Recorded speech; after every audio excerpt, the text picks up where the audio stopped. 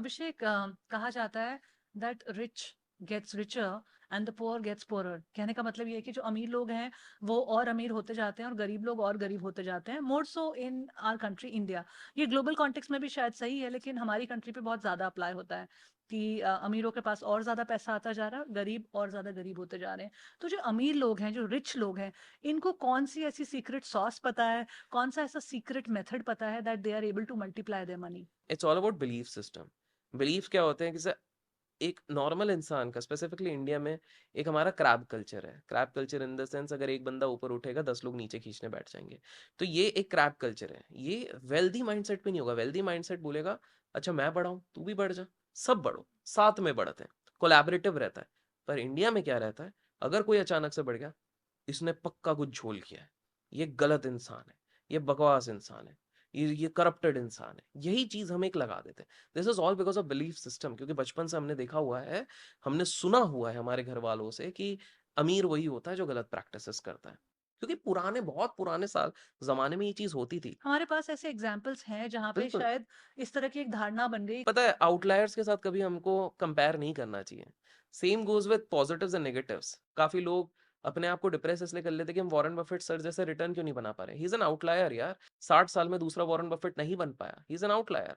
तो आपको आउटलायर चाहे पॉजिटिव्स हो या नेगेटिव्स हो, उनके साथ कंपेयर करना पहले छोड़ना पड़ेगा। क्योंकि वो हर किसी की जर्नी नहीं हो एग्जैक्टली सकती। एक हर्षद मेहता हुआ तो हमने पूरे स्टॉक मार्केट को बेकार बना दिया। अरे भैया, हर कोई हर्षद मेहता जैसा स्कैम करके नहीं जाएगा। आते हैं 8-9 साल में एक एक स्कैम आता है, ठीक है।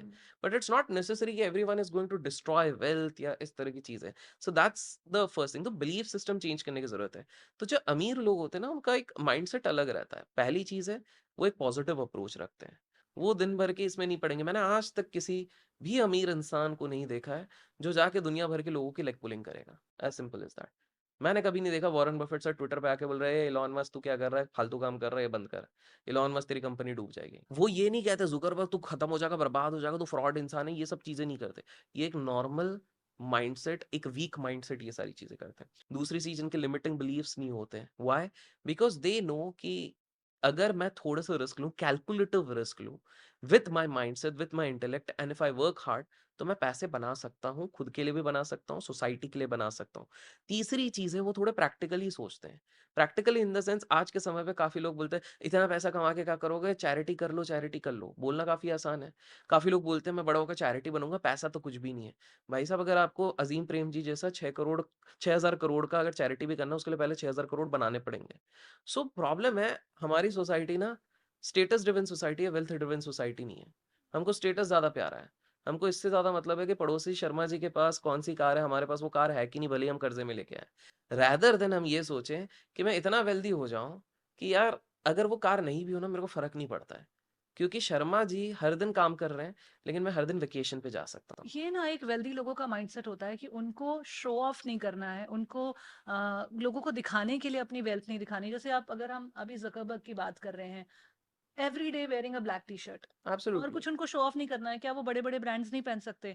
उनको अपनी लाइफ में से एक डिसीजन कम लेना है। इसको आप सिंपल सा देखिए ना, अगर आपको सड़क पे एक लैम्बोर्गिनी दिखती है, आप कभी नहीं बोलते हो यार इसका क्या ओनर होगा, यार गजब कितना स्मार्ट होगा, पागल हो रहे हैं। नहीं, वो सब लैम्बोर्गिनी की फोटो उठा रहे हैं। Nobody cares whose Lamborghini is this. Everybody cares वाह क्या Lamborghini है। कोई ये नहीं कहता यार अभिषेक क्या लैम्बो लेके घूम रहा है। सब बोलेंगे यार लैम्बो तो गजब है यार, क्या बात है। और सबको लैम्बो के साथ फोटो खींचनी है, आपके साथ नहीं खींचनी कि भाई तू भी बैठ जा अंदर, तेरे साथ में फोटो खींच लो। शो ऑफ वाला जो कल्चर है, again we are borrowed it from the west. कभी भी वेल्दी इंसान ये नहीं करता। आपको पता है दुनिया के सबसे वेल्दी इंसान एक फैमिली है, रॉथशाइल्ड्स करके, $2 ट्रिलियन के उनके हैं। कभी आपको मीडिया पे भी नहीं दिखेंगे, कहीं शो ऑफ नहीं कर रहे हैं। Like you mention about Zuckerberg, Steve job shorts में पहन के चले जाते थे, इधर उधर घूमते थे। अच्छा, आपने एक इंटरेस्टिंग चीज बताता हूँ, आपने देखा होगा कि रिच लोगों को ना घड़ियों का, लग्जरी वॉचेस का बड़ा शौक है। तो मैंने देखा मुकेश अंबानी जी के जो बेटे हैं, छोटे बेटे, उनके पास 80 करोड़ की घड़ी है, 80 करोड़। सब बोले अरे इनके तो अंधा पैसा है, तो पागल है। इस तरह से लोगों ने थोड़ा दिमाग नहीं लगाया। Do you know why people buy these watches? Because ये वॉचेस भी उनके इन्वेस्टमेंट्स है। लग्जरी वॉचेस का प्राइस डिक्लाइन नहीं होता है, अप्रिशिएट होता है।